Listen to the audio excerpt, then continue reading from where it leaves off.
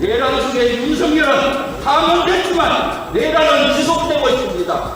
우리 더불어민주당은 내란 부실과 하위 민주정부 출범을 위해서 최선을 다하겠습니다. 그래서 민주주의를 회복하고 헌정 질서를 회복하고 민생을 복원하는데 최선을 다하겠습니다. 국민의힘은 내란 공소정당으로서 예산을 시작을 합니다. 정치로 사과하시고 첫 번째 하시도록 감사합니다.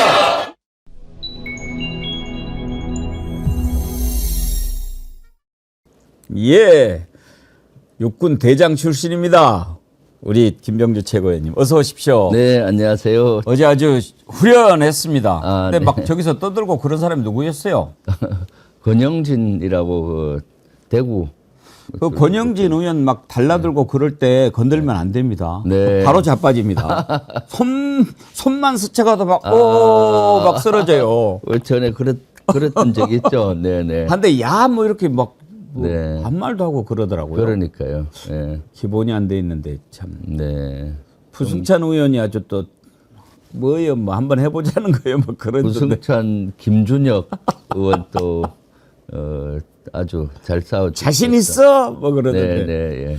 부승찬 의원은 보면은 이쪽 배짱이 있는 것 같아요. 네, 네, 예. 거기도 HID 출신이라고 그러던데요.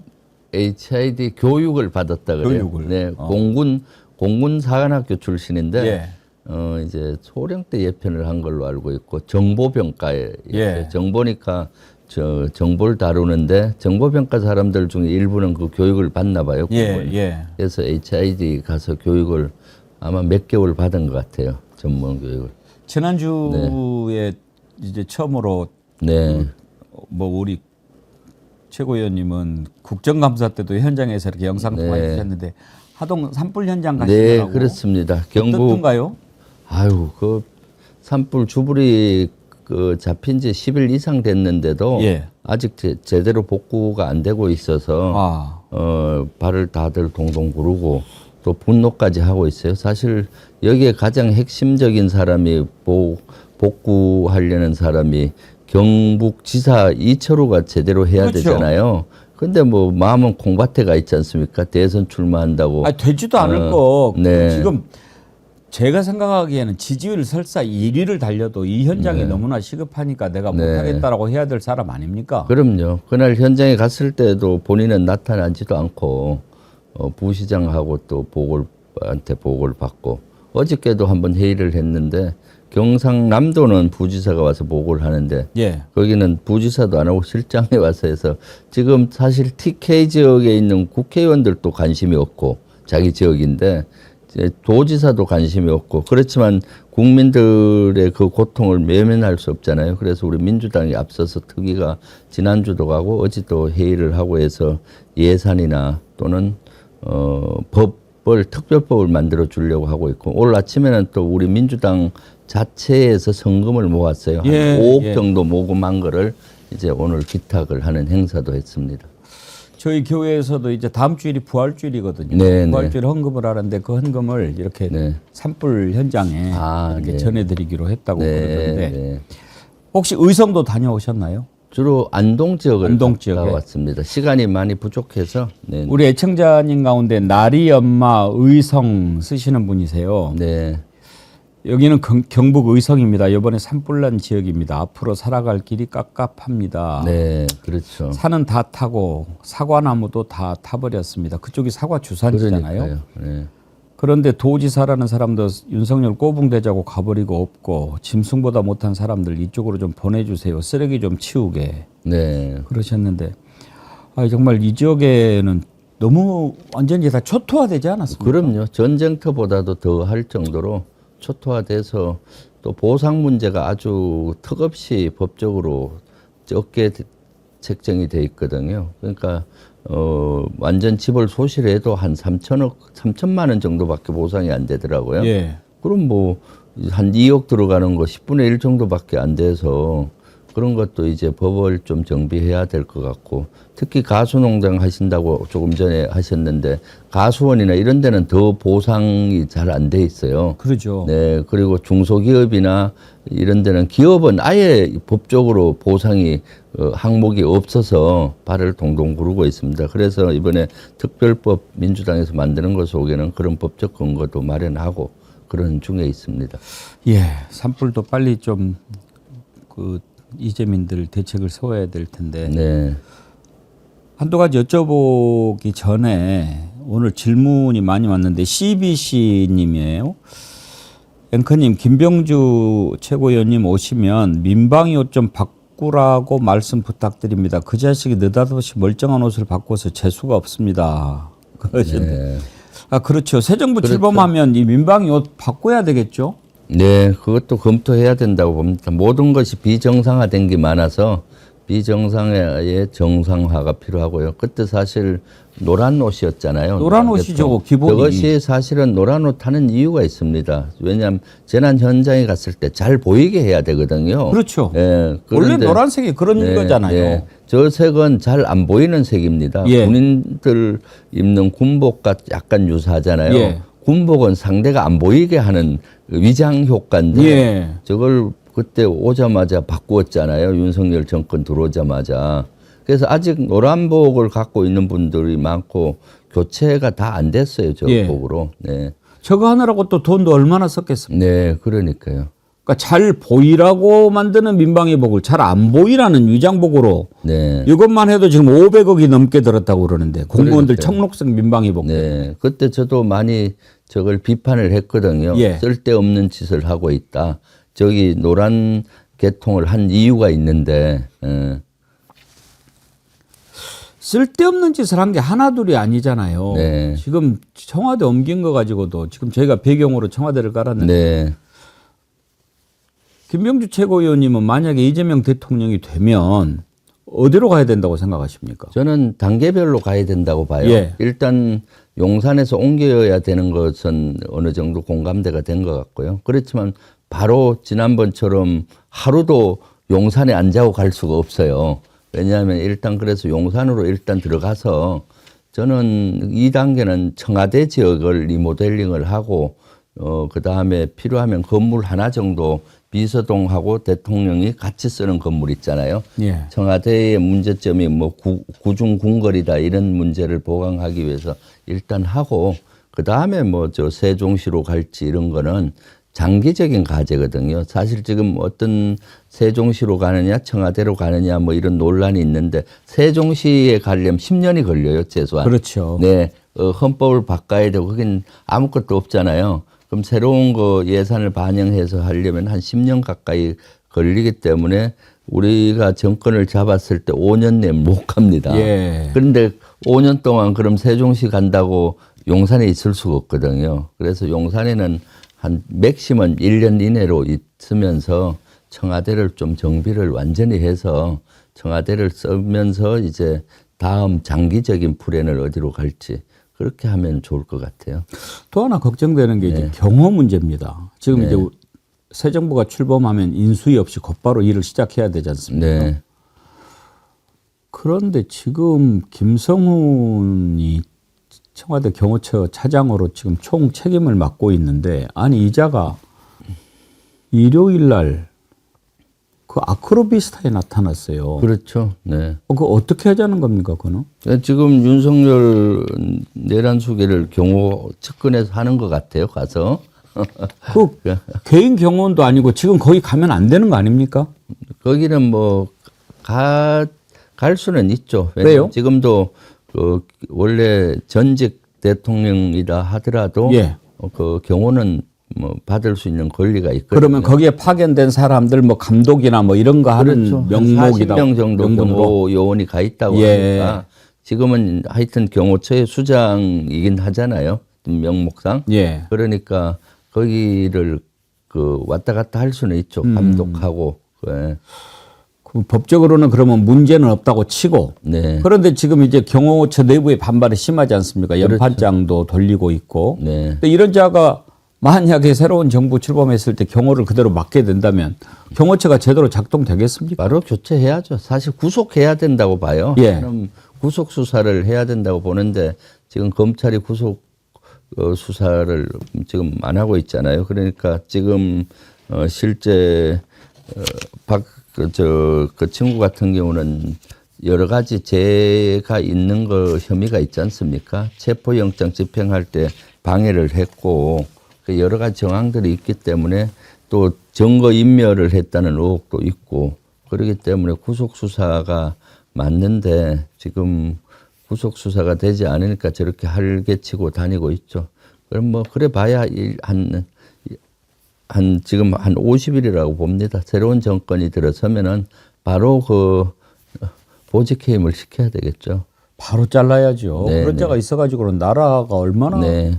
위험하겠습니까? 그런데 이제 참 이게 인수위가 없이 출범하는 게 문재인 정부 때도 겪어봤지만 여러 가지로 불편한 게 많은 게 많죠. 네. 한덕수가 지금 만약에 그대로 있는다고 하면 한덕수를 며칠간은 또 더 둬야 돼요. 네. 왜냐하면은 국무총리의 제청을 받아서 장관을 임명을 해야 그렇죠. 되죠. 청문회를 또 해야 되니까. 예. 네, 예. 그럼 한덕수 제청을 받는 형식을 취해야 되는데 네. 이건 차제에 정권이 이렇게 바뀔 때는 뭔가 좀 다른 규정을 만들든지 그래야 되는 거 아닌가 싶어요. 네, 그렇죠. 왜냐하면 만약에 보십시다. 우리가 지금 설마 하다가 당한 게 한두 가지가 아니지 않습니까? 네. 한덕수가 나 제청 못한다고 버텨봅시다. 네. 그럼 꼬입니다. 이런 것도 다 법률의 미입입니다. 지금. 그렇죠. 예. 네. 한덕수가 지금 하는 거 보면은 그러고도 남을 짭니다. 나 제청 못한다. 지금부터 하는 건 다 위법이고 위헌이다라고 하면은 어떻게 되겠습니까? 그 뭐 네. 주리를 틀겠습니까? 그렇죠. 하여튼 모든 것을 그러니까 이 상식의 최소한이라고 그러지 않습니까? 법이라고 하는 게 모든 걸 어떻게 법에다 다 담을 수가 있겠습니까? 그럼요. 특히 헌법에는 개념적인 것만 예. 담는 거고. 나머지는 또 상식으로 하고, 풀어야 되는데. 그렇죠. 법도 마찬가지죠. 미주알, 고주알 다 할 수가 없거든요. 그럼 일반 지금까지는 우리가 법치주의가 유지된 것이 법 정신에 따라서 알아서 다 했잖아요. 거기에 맞게 개념에 맞게 하는데 지금은 법꾸라지들이 많아서 그걸 교모히 법의 허점을 빠져서 이렇게 하고 있으니 참 앞으로 법은 조금 더 구체적으로 더 해야 되나. 법이란 게 사실은 어떤 통제 수단이잖아요. 그렇기 때문에 법은 너무 구체하는 거는 맞지가 않거든요. 예. 근데 이런 법꾸라지를 윤석열 일당들의 법꾸라지 행동 때문에 법을 또 구체하다 보면은 너무 그것이 통제가 되고 너무 제한이 됐거든요, 사실은. 네. 그러니까 이제 상식에 어긋나니까 그러는데 아니 세상에 지금 대통령 권한 대행으로 있는 자가 지난번에는 대통령 권한 대행이니까 권력 행사를 제한적으로 해야 된다라고 하면서 당연히 임명을 해야 될 재판관 3명을 임명을 안 하다가 네. 자기 말을 그냥 뒤집고 또 2명을 지명을 했잖아요. 그렇죠.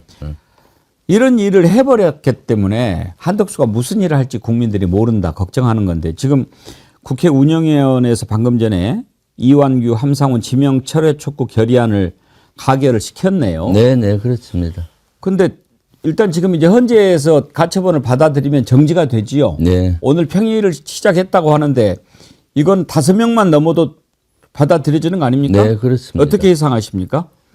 받아들여질 걸로 예상을 하고 있거든요. 왜냐하면 지금 평의가 오늘 열리는 이유 중에 하나가 거기 이제 2분이 17일 날 그만두잖아요. 재판관이. 그만두기 전에 이거를 결론을 내야 되겠다 해서 할 걸로 보이고요. 그러면은 지금 현재 재판관 2분 그만두는 분 입장에서 또 다른 현재 재판관 입장에서 봤을 때 실제 어떻습니까? 지금 내란의 범으로 혐의를 받고 있는 사람이 임명이 됐잖아요. 그럼 헌법재판관을 하더라도 그 수사가 돼야 되는 거고요. 그러다가 나중에 감옥 갈 수가 있잖아요. 그러면은 상당히 문제가 되는 거고 또 그런 사람이 헌법재판관이 만약에 된다면은 헌법재판관의 위상이 떨어질 거 아닙니까? 내란 혐의를 받고 있는 사람이 재판관이 된다? 예. 그 상상 갈 수가 없는 거고요. 또 자격이 없는 국무총리가 임명을 하면 무효잖아요. 그럼 이런 논란에 또 휩싸여 있지 않습니까? 앞으로 그 두 사람이 만약에 임명이 된다면은 앞으로 6년 내내 시달릴 거예요. 자격이 없는 사람이 임명을 했는데 이것이 자격이 있니 없니. 그렇게 헌법재판관들도 그런 사정을 명확히 알 것이라고 보고 또 헌법 정신에 봐도 자격이 없죠. 한덕수는 네. 임명할 자격이. 자격이 없는 자가 지명하고 임명하는 것은 무효라고 봐야 되는 거죠. 그런데 이제 지금 한덕수 총리가 보면은 출마를 한다 안 한다 말도 안 하고 지금 계속 뭉개고 있지 않습니까? 네네. 김명주 최고위원님이 전망하셨을 때 한덕수 총리 어떻게 할 것 같습니까? 나올까요? 글쎄요. 저도 나올 걸로 예상은 하는데 예. 또 그 정도 배짱도 없을 수도 있어요. 지금 사실은 시기를 좀 놓친 면이 있거든요. 오늘까지 경선 예비 후보가 등록을 해야 되잖아요. 국민의힘도 그렇고 예. 이미 경선에는 참여 안 하는 걸로. 아마 경선에 참여하려고 본인이 헌법재판관 무리해서 지명을 했을 수가 있어요. 그럼 바로 민주당이 탄핵하면. 탄핵할 예.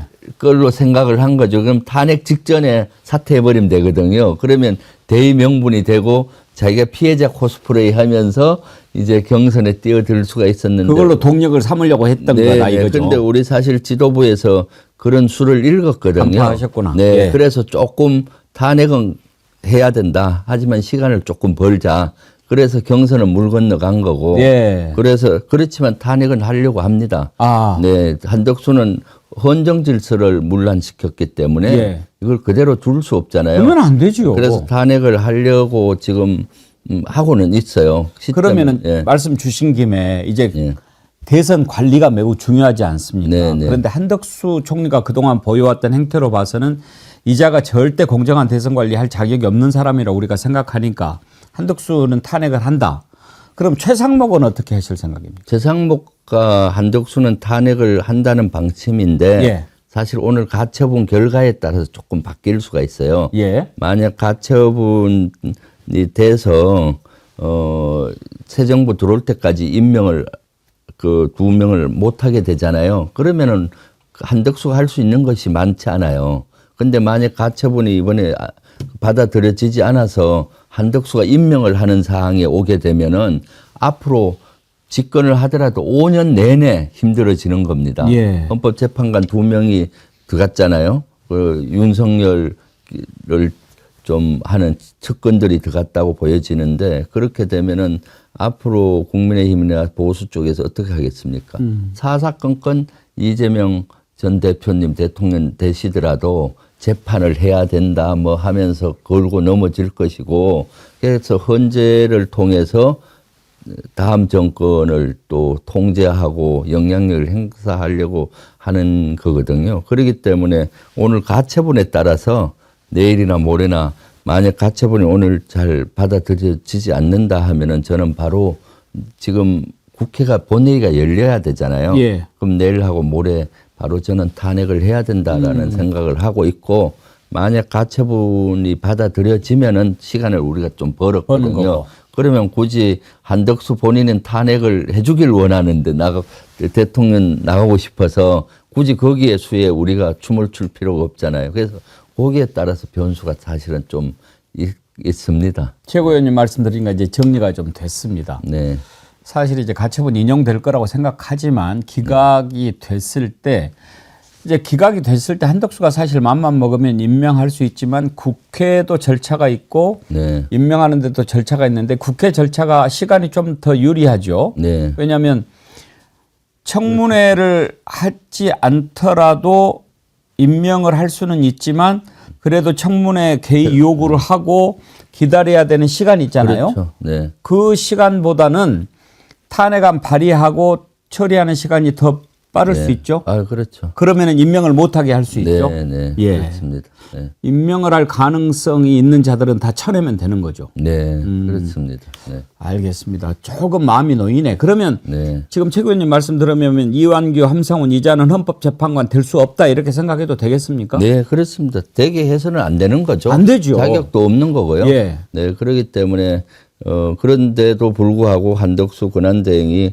꼼수를 써서 어떻게든 임명하려고 할 수 있기 때문에 그거를 여러 수를 써서 한덕수 전략에도 말려들지 않으면서 그 못하게 하는 그러다 보니까 사실 밖으로 얘기하기 어려운 게 많습니다. 저희도 그러시겠네요. 전략을 구사하는데 예, 예. 우리 지지자분들이나 우리 또 많은 국민들은 왜 안 하느냐 뭐 막 하는데 사실 그 수를 읽고 바둑도 수를 읽고 이래 떠야 되잖아요. 그렇죠. 남에게 그 수를 알려주면은 수가 아니지 않습니까? 그래서 그런 고심을 지도부나 원내 지도부에서 많이 고민을 하고 있습니다. 그래도 이렇게 김명주 최고위원님 같은 분들께서 네. 이러이러한 우리 고민이 있다. 네. 또 이러한 부분이 있다. 다는 얘기를 못해도 네. 그런 정도 얘기를 해주시면 네.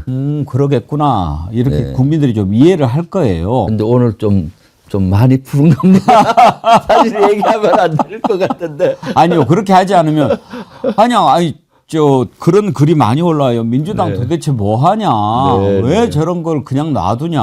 네. 막 그러거든요. 그래서 저희도 머리 아픕니다. 여러 가지 워게임, 경우의 수를 이럴 때 어떻게 하고, 한덕수가 이럴 때 어떻게 하고, 쟤들의 생각은 뭔가 엄청나게 이제, 경우의 수를 가지고 워게임을 하고, 예. 또 그 법조항을 가져다가 또 하고, 이렇게 하고 있는 거죠. 예. 네. 아이고 이해되는데 도움이 많이 됐습니다. 네. 제가 이해됐을 때 우리 네. 애청자님들도 많이 이해가 되셨을 거예요. 그리고 지기현 판사는 그러면 어떻게 해야 될까요?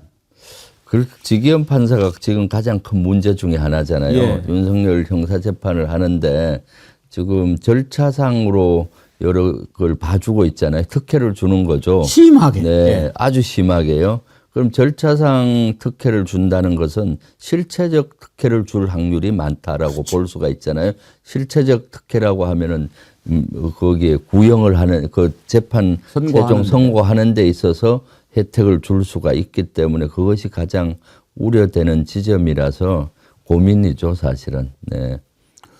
근데 지금 이제 고민되는 게 이게 한두 번이면 모르겠어요. 네. 근데 보십시오.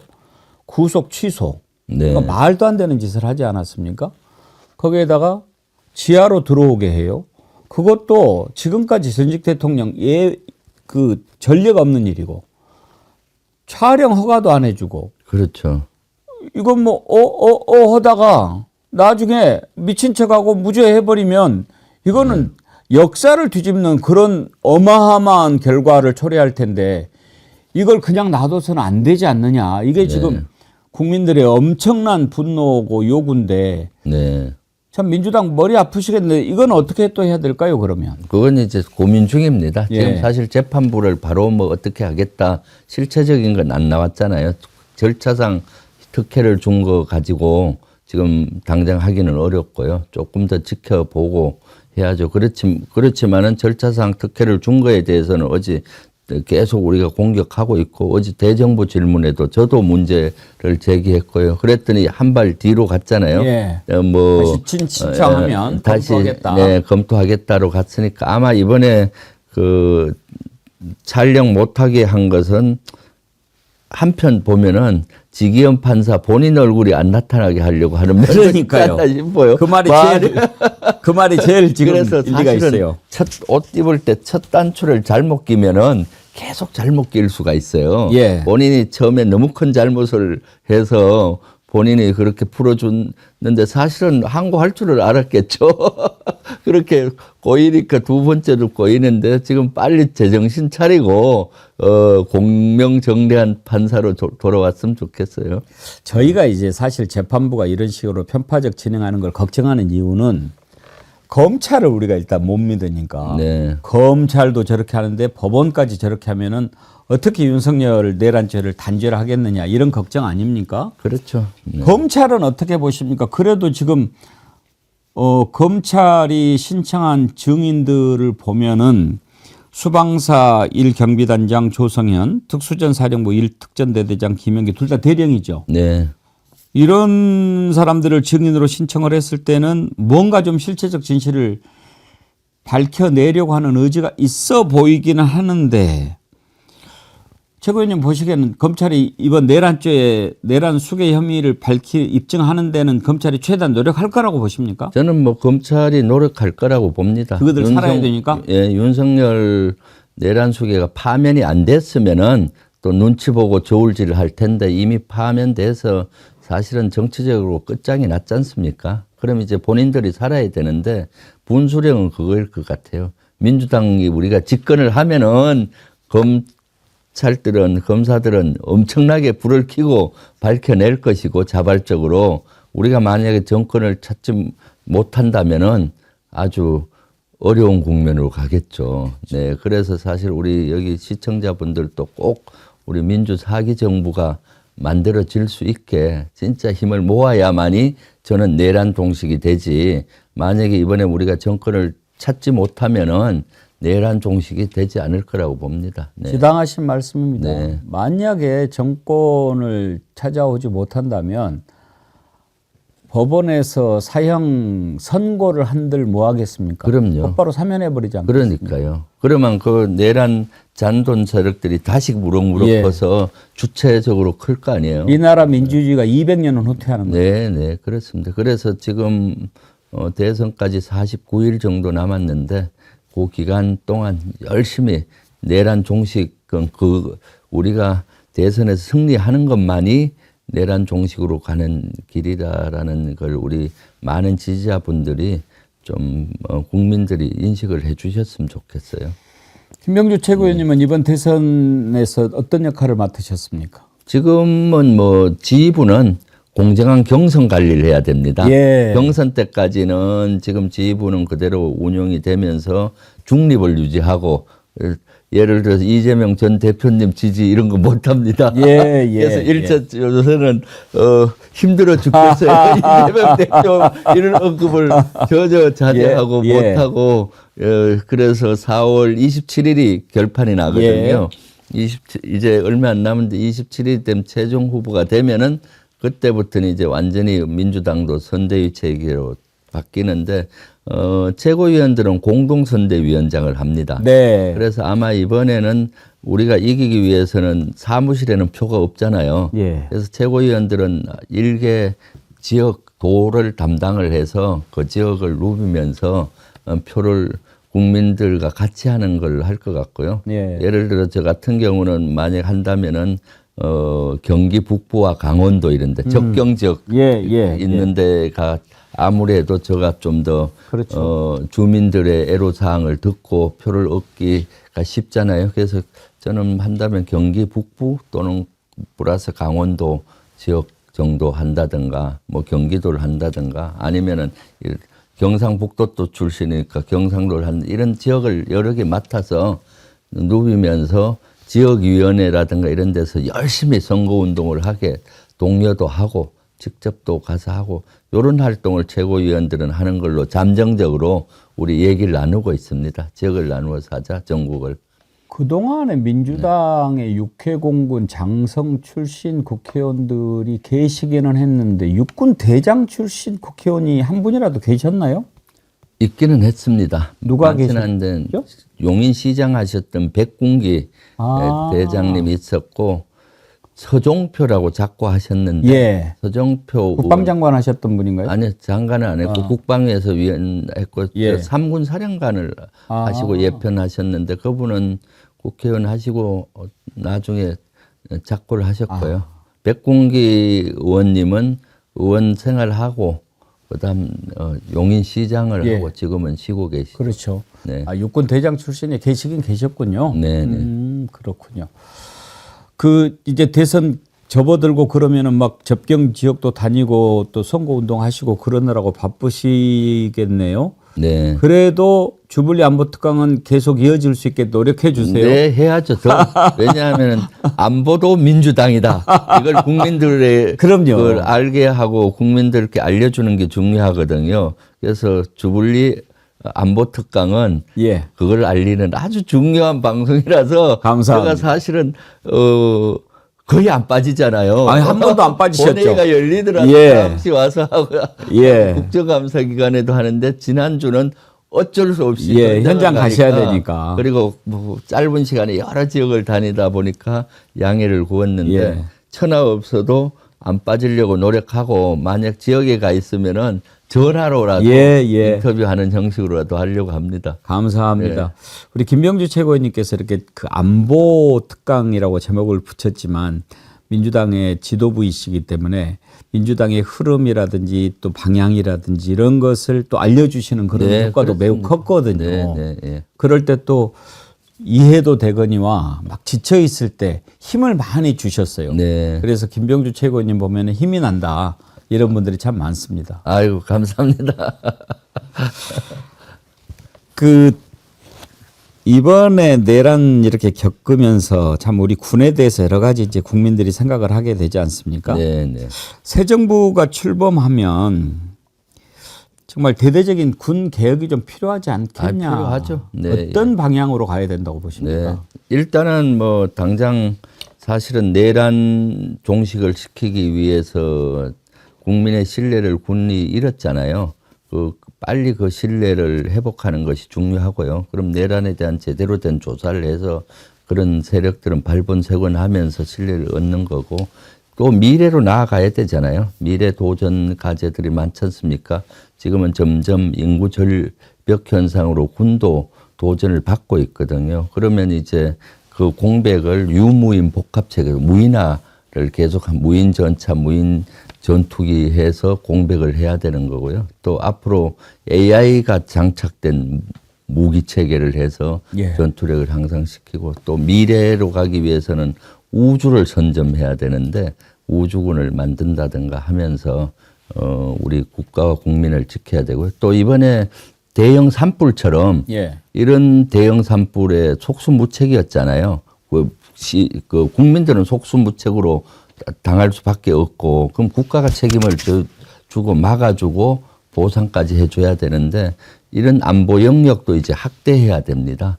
국민 개개인이 어쩔 수 없는 코로나라든가 대형 산불이라든가 지진 이런 거는 국가가 책임을 지고 보호해 줘야 된다. 그것이 이제 포괄 안보 개념입니다. 안보의 영역으로 해서 보호하는 거죠. 예전엔 안보는 외적의 침입으로부터 방어하는 거고 이제는 국내에서 그런 것까지 해야 되기 때문에 그러면은 군이 지금은 임무는 주어져 있어요. 재재난에 투입되도록.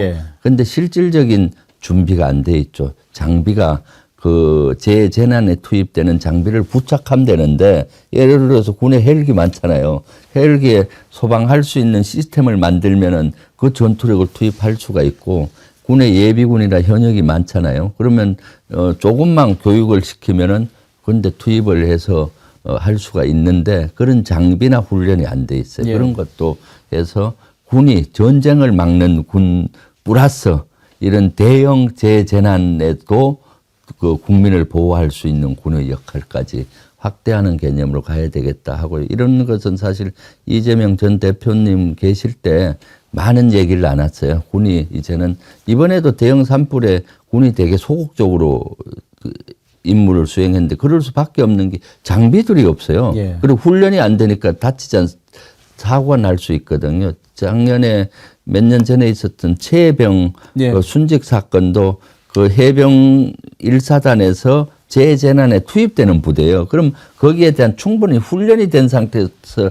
투입이 돼야 되는데 훈련이 안 되고 장비가 없는 상태에서 투입이 되다 보니까 안타까운 목숨을 잃었지 않습니까? 그런 군으로 나아가야 되는 거죠. 예.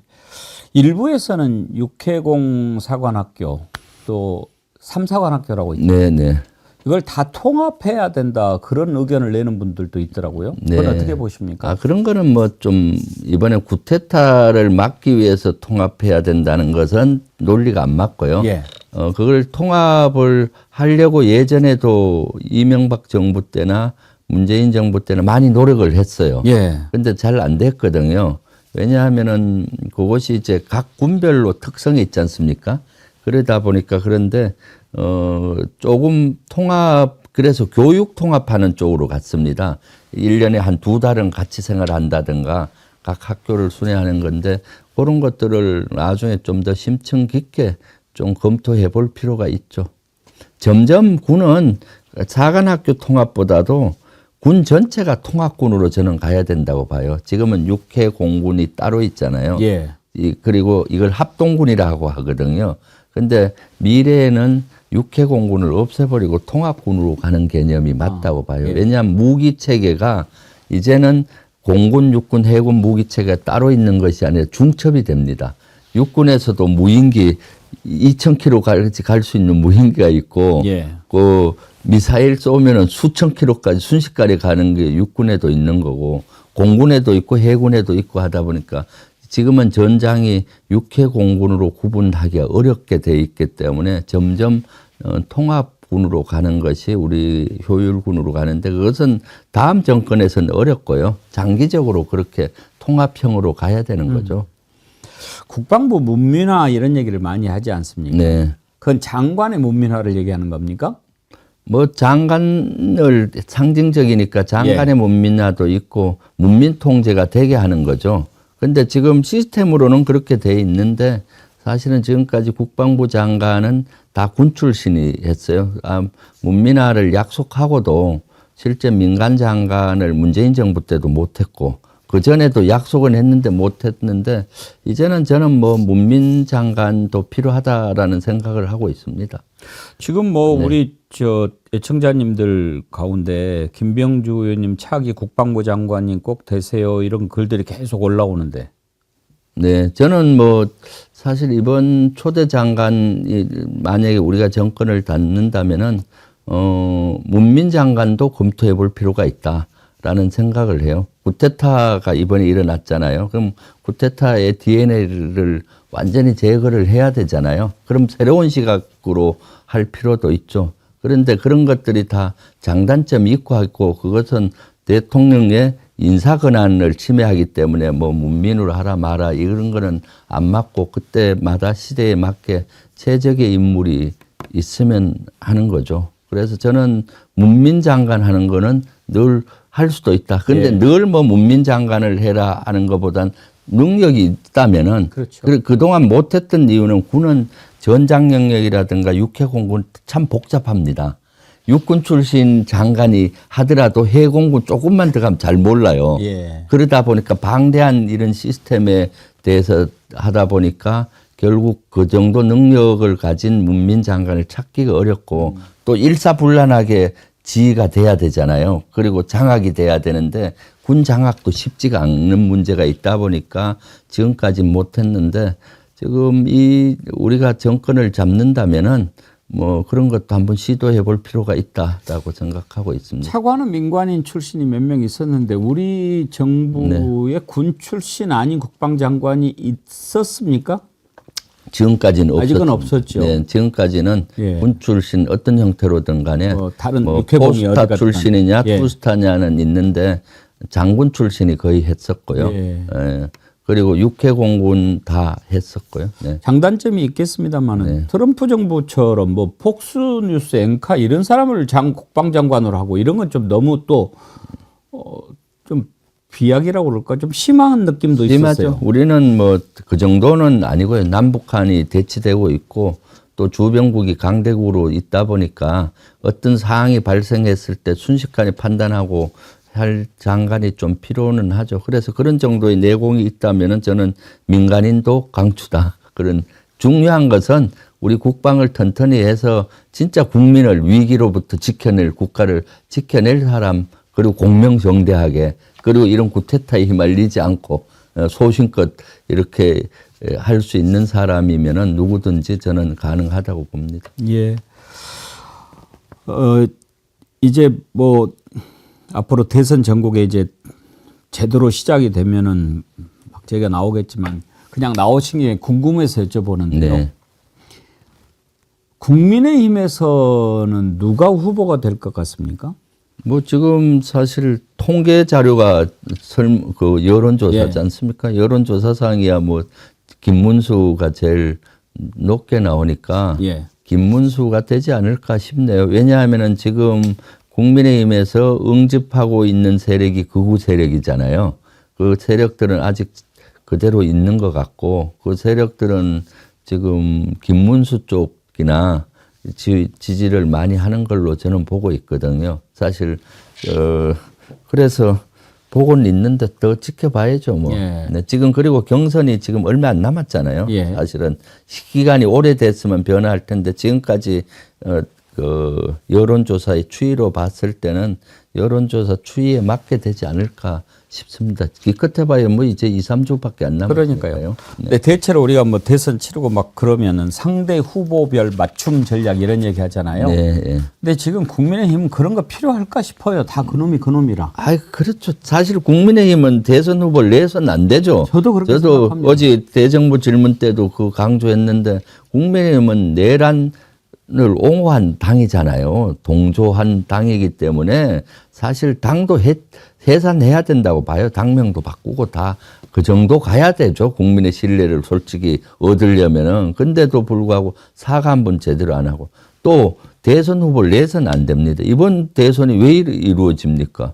이 원인이 국민의힘에 있잖아요. 사실은 그걸 1호 당원 예. 윤석열. 그러니까 내면 안 되는데도 불구하고 우죽 성격으로 대선 후보가 나오는 거 있고 그 대선 후보들 모두가 내란으로부터 자유롭지 않아요. 제가 봤을 때. 예를 들어서 홍준표 시장도 내란으로부터 저는 자유롭지 않다고 봅니다. 이번엔 전국 비상계엄이었기 때문에 수사나 조사를 안 해 그렇지 어떤 형태로든 그 내란이 일어났은 2-3시간 동안 그 협조했다고 저는 봐요. 그러니까 내란 뭐 주요 종사자는 아니더라도 내란에서 부하 수행 정도는 했다라는 것이 저의 추측이에요. 그래서 그런 조사를 해야 되는 거고 또 일부 인원은 그 이후 과정에서도 계속 윤석열을 옹호했지 않습니까? 예. 이런 사람이 어떻게 대선 후보로 나올 수가 있습니까? 이런 후보들이. 그래서 국민의힘은 후보를 내는 것 자체가 잘못됐다. 그럼에도 불구하고 어쨌거나 경선하는데 지금 김문수 쪽이 되지 않을까 싶고요. 네. 김문수가 되면 우리는 땡큐죠. 네. 예.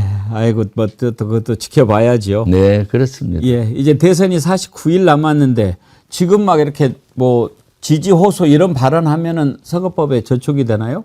저촉되죠. 네. 그러면은 그 저촉 안 되게 네. 우리 애청자님들한테 네. 지금 어떻게 행동을 하면 좋을지 그런 말씀 한번 해주시고. 아니, 그러니까 특정 예. 후보를 뭐 지지해달라 이런 것들은 저촉이 되지만은 예.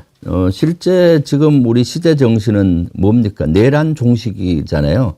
그리고 헌정 질서, 무너진 헌정 질서와 민주주의를 회복하고 지금 경제를 다시 이렇게 세우는 거지 않습니까? 안보도 지금 무너지고 있고요. 그러기 위해서 내란 종식과 대선 승리해서 4기 민주정부를 만드는 것이 제일 중요합니다. 4기 민주정부를 만들어야만이 내란 종식이 가능하기 때문에 거기에 지난번에 그 응원봉을 들고 아스팔트에서 그 추위에 떨면서 응원했던 우리 지지자분들 또 국민들 아직 끝난 게 아닙니다. 지금 대선 때까지 그 노력을 해 주셔야 됩니다. 4기 민주정부가 만들어질 수 있고 내란 종식이 될 수 있게 힘을 모아 주시고요. 이제부터는 어떻습니까? 본인만 활동할 게 아니라 옆에 있는 사람들도 내란 종식이 필요하다. 그러려면 이렇게 해야 된다. 설명해 주시고 또 우리 진보 진영에 운용되는 유튜브 특히 백운기의 정어리 TV 많이 보면서 그냥 보시면 안 돼요. 구독하고 좋아요도 하고 댓글도 달아주시고 좋아요 눌러야 또 이것이 추천돼서 많이 맞습니다. 보지 않습니까? 그럼 예. 이런 생각들을 같이 꿈을 꿀 수가 있잖아요. 그런 활동 그리고 본인들이 갖고 있는 SNS 있으면 그런데도 백운기 그 엄청나게 속 시원한 발언했다 이런 쇼트 있으면 그런데도 좀 올려주시고 이런 것들이 사실은 대선 승리로 가는 길이다. 멀리 있지 않습니다. 감사합니다. 그걸 같이 이제는 아스팔트에서 했던 것을 우리의 추위에 떨면서 했던 것을 식사하면서 인접 동료 가족들한테 내란 종식의 중요성을 설파하시고 민주정부 만들어야 된다는 걸 설파하시고 그리고 시간 나면 온라인에서 손으로 좋아요 눌러주시는 이것이 사실 내란 종식입니다. 고맙습니다. 오늘 또 김채구 의원님 제가 말씀을 이렇게 부탁을 드렸는데 오히려 우리한테 힘을 주셨네요. 감사드리고 네. 건강 중요하니까 네. 예, 잘 챙기시기 바랍니다. 주불리 김병주도 구독 좋아요 좀 아, 그럼요. 예, 그거 언제 한번 좀 준비를 해서 나오시면 한 번씩 띄워주세요. 네, 주불리 김병주. 주불리 김병주 TV. 네, 네, 예, 네. 그걸. 그래서 요새 되게 저희는 구독자가 적체돼 버렸어요. 많이 못 하시던데 많이 대선 승리를 위해서 주불리 김병주 또 이제 대선 승리 모드로 지금 바꿨거든요. 예. 내란 종식 플러스 대선 승리 많이 좀 응원하고 구독해 주십시오. 지금 함께하고 계시는 15,000명 애청자님들 주불리 김병주 TV 혹시라도 아직 구독 안 해주신 분들은 구독해 주시고 다시 보기로 보시는 분들도 구독해 주시고 좋아요도 눌러주시고 그렇게 하는 것이 함께하는 거고 힘을 드리는 길입니다. 여러분 함께해 주시기를 부탁드립니다. 오늘 말씀 고맙습니다. 네. 다음 주에 또 뵙겠습니다. 네, 감사합니다. 감사합니다. 주불리 안보특강 민주당 김병주 최고위원님이었습니다.